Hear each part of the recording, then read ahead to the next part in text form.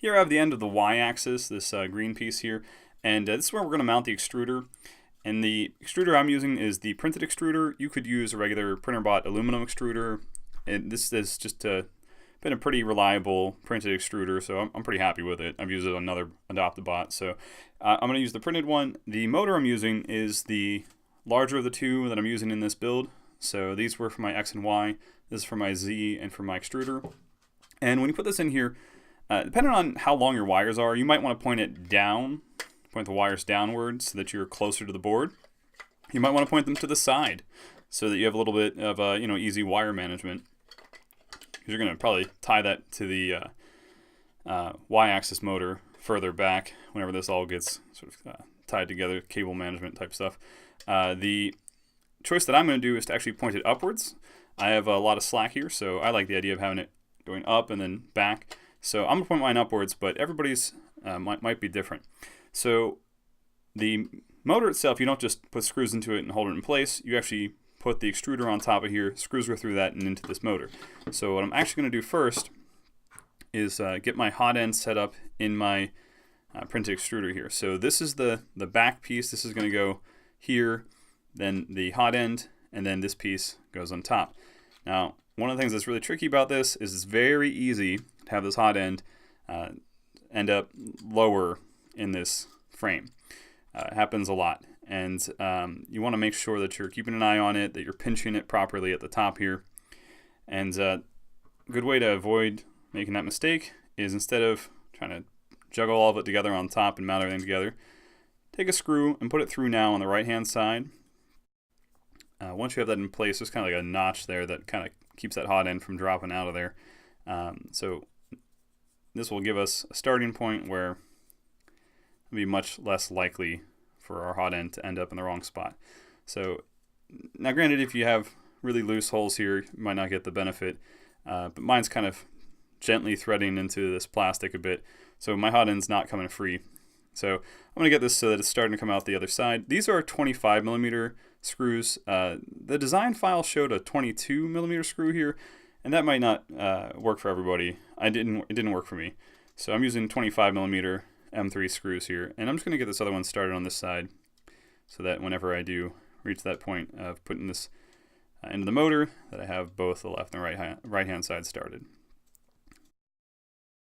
Alright, so I have these just barely coming through the other side, and I'm going to grab the motor here, I'm going to hold it upright, and before I actually put that piece on top, I'm going to grab the drive gear and just slide it on top of the motor here.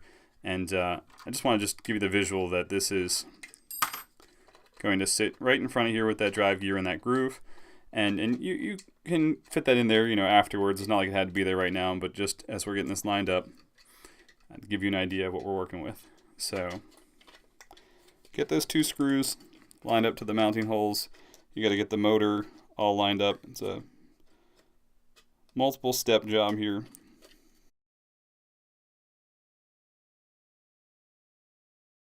At this point, I have it nice and snug. The screws here, you want to make sure that you don't have this slanted. If you tighten it a lot on one side, it is possible this kind of makes a V of a mouth here. It's pinching this hot end in place, and that hot end should really be all the way to the top here. If it's for any reason slid down a bit, back out the screw, straighten it back out, and get it up there. Now, I have this in here, and sure enough, my drive gear is a little stuck. This isn't uncommon, so I need to loosen this up a bit and wiggle that free. Just a little bit of the character of the plastic there kind of got me pinched in place there. And if you feel like it's dragging whenever you do get this straightened out, so see how I was able to get that to move once I loosened this up a bit. All right, if you feel like it's dragging, like mine's dragging a bit, just a tiny bit as I'm spinning it by hand here, okay, that's a bad sign. If it's stuck, you're gonna have it stuck whenever it's printing. So I'm gonna just assemble the rest of this to get it visual for you how it goes together. But if you feel like this is sticking a lot, you can't spin it in this space here, you need to take a file and kind of smooth over maybe the ridges of your print quality are what's catching. So just take a file and smooth that over a bit. So anyway, so my drive gear's where it should be now, and I want to turn this motor. Sometimes it's hard to get a grip on that So I'm just going to take a set of pliers here, turn the motor so I can see the flat side of the motor. So I got the flat side pointed upward. And I want to get the set screw aligned with that flat edge of the motor. So now it's set up and I'm pointed right at it. Now, what you'd want to do is take this set screw out. Get a quick dab of thread locker blue on there to help keep that in place. Not much, just a tiny little bit. And you want to make sure that this screw hits that flat edge of the motor. That's what's going to really make this work its best. Now, before I finish tightening this down, I want to make sure that the teeth line up so that I'm pointed right to the opening where the filament goes. So that should be lined up as close to the center as possible. So looks pretty good there. Again, I'm going to have to detach mine anyways and grind this out a bit just to keep this moving smooth. But you know what? Now that I have it in place, it's still a little rough for me getting this to spin.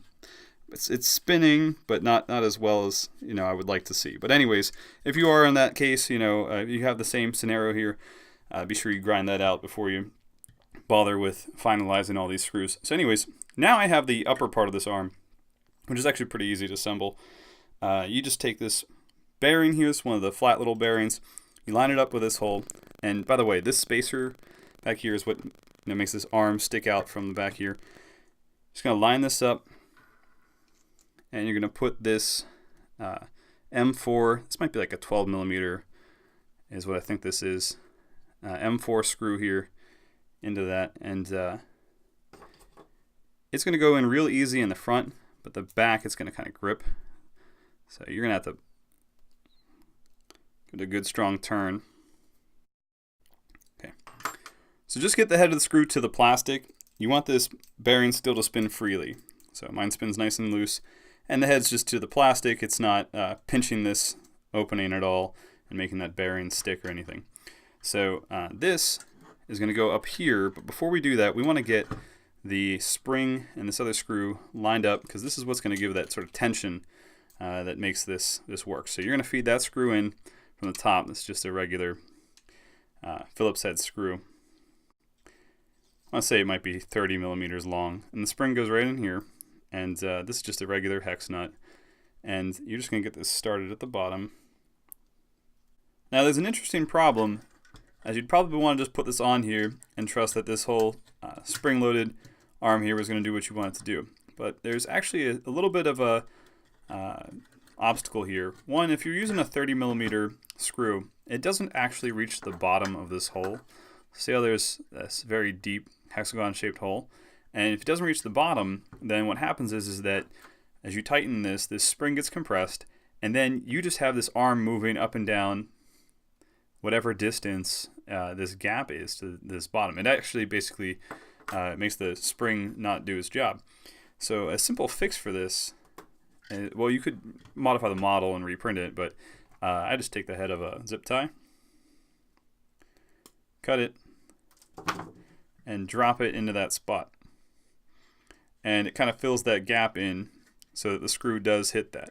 It doesn't have to, go very, you don't need to like fill in a lot here. You just need, like I said, just about the size of the head of a zip tie, and get it to lay nice and neat in there. And now when I put this on top, it's going to have something that the screw hits rather than the other way around where it has just a big, huge pocket there. So anyways, before I do that, I'm going to just finish up this top left corner because I won't be able to reach it afterwards. This is an 8 millimeter M3 screw. And this one is the only one that's not attached to the extruder, just the motor in this frame. All right. So now you put this up top here, and this hex nut ideally is going to drop into that little space there.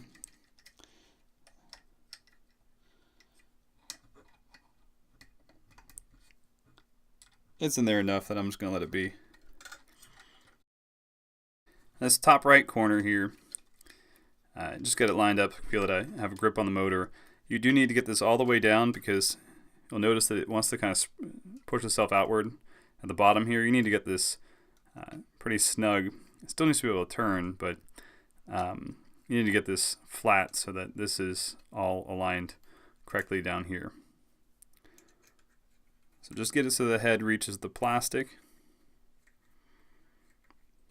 and that you don't have like a weird gap here or anything. You'll notice if there's something wrong.